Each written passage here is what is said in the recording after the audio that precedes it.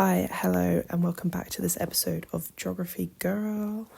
Today is part 2 of a look at Georgian architecture. Last week we focused on the Regency period, which shaped many of our London landmarks, led by the King's favourite architect, John Nash.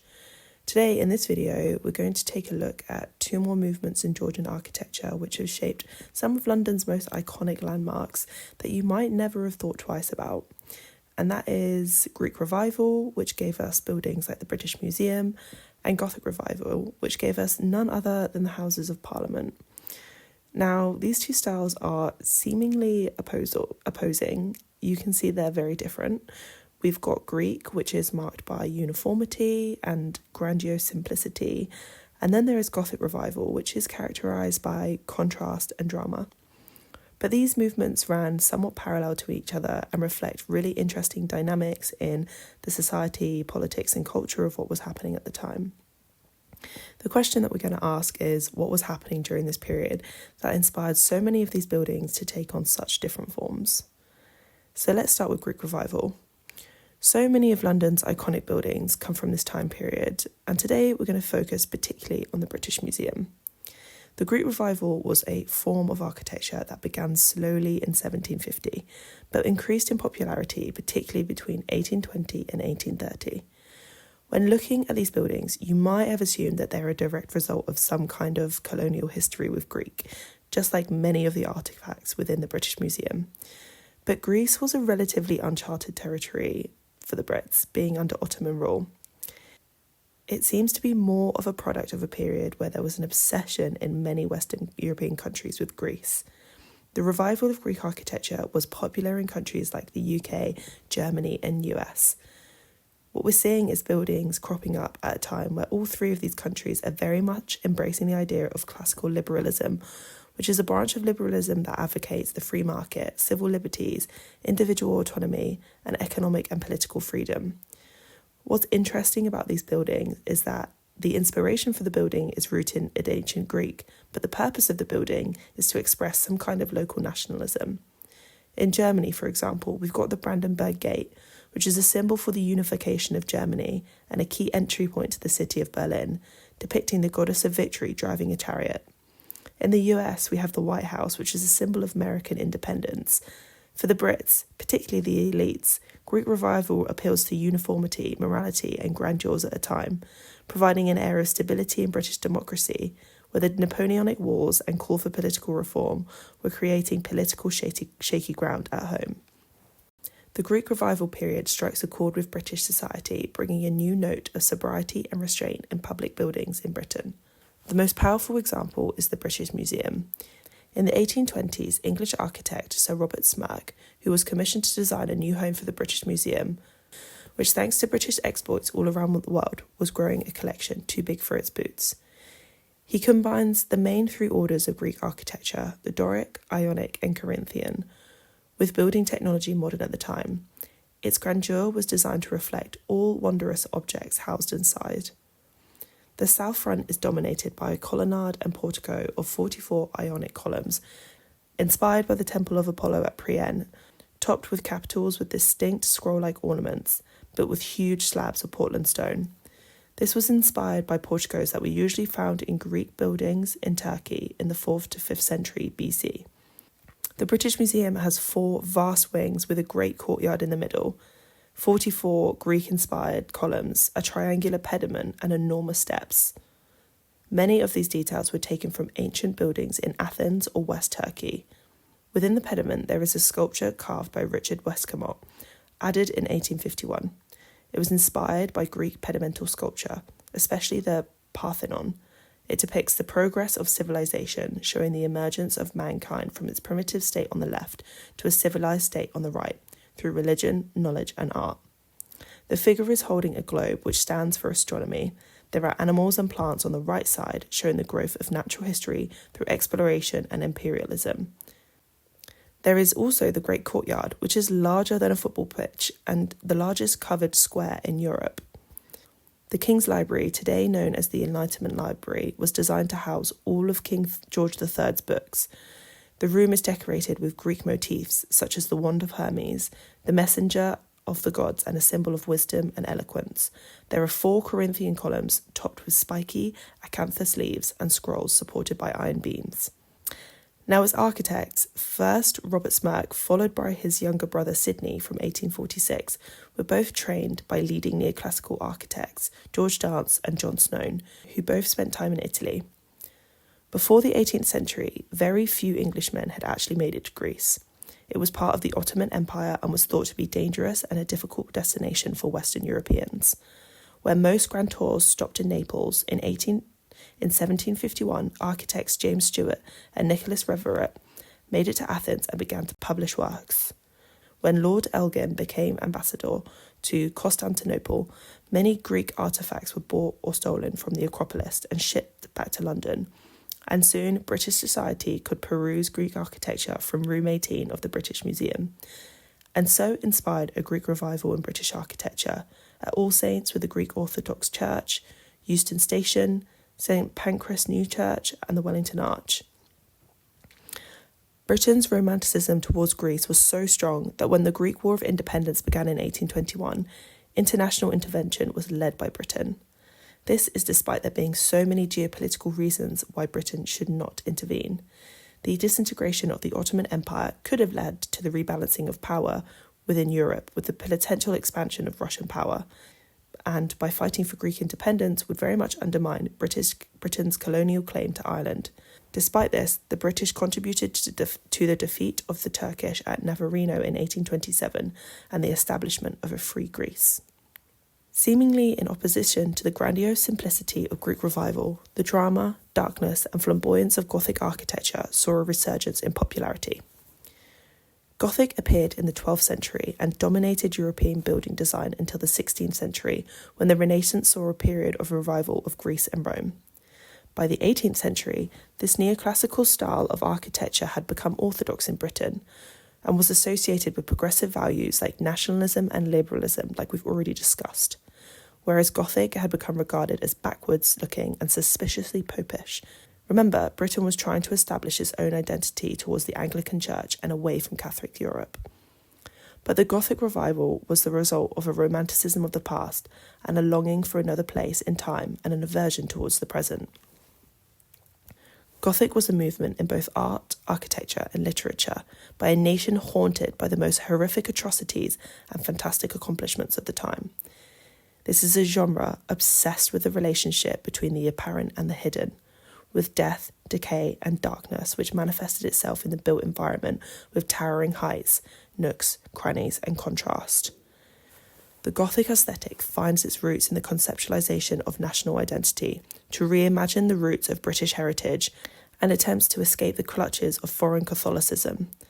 The dilemma of national identity played out in the 18th century Britain. There was a highly xenophobic reaction to anything French, Spanish or Italian. The 18th century was characterised with struggles with heritage, national identity and concepts of authenticity. There was a Jacobite rebellion of 1745, Britain's loss of the American colonies, the Napoleonic War, and the French Revolution just over the pond.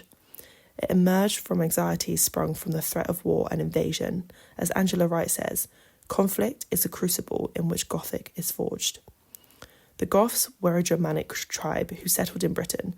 Little was known about them other than them being primitive and barbaric. However, against the backdrop of existentialism or British identity, there was a renewed interest in the English cultural past, and the image of Goths was reassessed, creating a view of brave, virtuous, and possessing a strong belief in justice and liberty. The Goths were an ideal image of English nature to hold up against foreign invasion of French and Italian influence. The Gothic aesthetic permeated with a sense of escape, reclamation, and rebirth. Equally, this was a period of industrial revolution where factory and towns were being built everywhere as cheaply as possible, with little thought or care for the art of architecture. It's not surprising that Gothic revival is entwined with new religious and cultural ideas, popularised by Pugin and Ruskin. In Pugin's book, Contrast, medieval architecture is represented as the height of human achievement because it expressed ideals of Christianity in their purest form. Pugin was a Roman Catholic convert, living during the renaissance of Anglo-Catholic feeling in England, and he hoped that a revival in the Gothic would rejoin art with its spiritual roots. Ruskin's reverence for Gothic stemmed from his revulsion of what he saw as the crass Philisteinism of modern industrial society. For him, the exquisite craftsmanship of the medieval masonry was the antidote to the soul-destroying labour of the factory worker. A revival of Gothic art and architecture would remedy all that was the worst about modern life. Across our cities, civic buildings like town halls and railway stations sprouted turrets and buttresses, led by campaigns by the Ecclesiological Society, which was a group of Cambridge undergraduates on a crusade of their own to preserve the science and art of church building. They campaigned for the restoration of Anglican churches and wrote detailed instructions on the rules of Gothic architecture and design, building 1,700 new churches and restoring 7,100. So let's take a look at perhaps the most iconic of all British buildings, the Houses of Parliament. This is a monument not only to British civil democracy, but also of Gothic revival. Located in the heart of London, it represents the power and dominance of the state of religion, monarchy, and the parliamentary system. It is found on the site where Edward the Confessor built his palace and church in 11 AD, representing the journey from feudalism to modern democracy.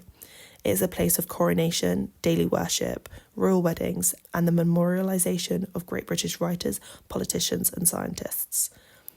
It was actually planned to be built in the 1730s, where George II and the UK's first Prime Minister wanted to get rid of the old medieval cluster of buildings next to the Thames and usher in a new age fit for the Georgian monarchs and a strong, more assertive parliament.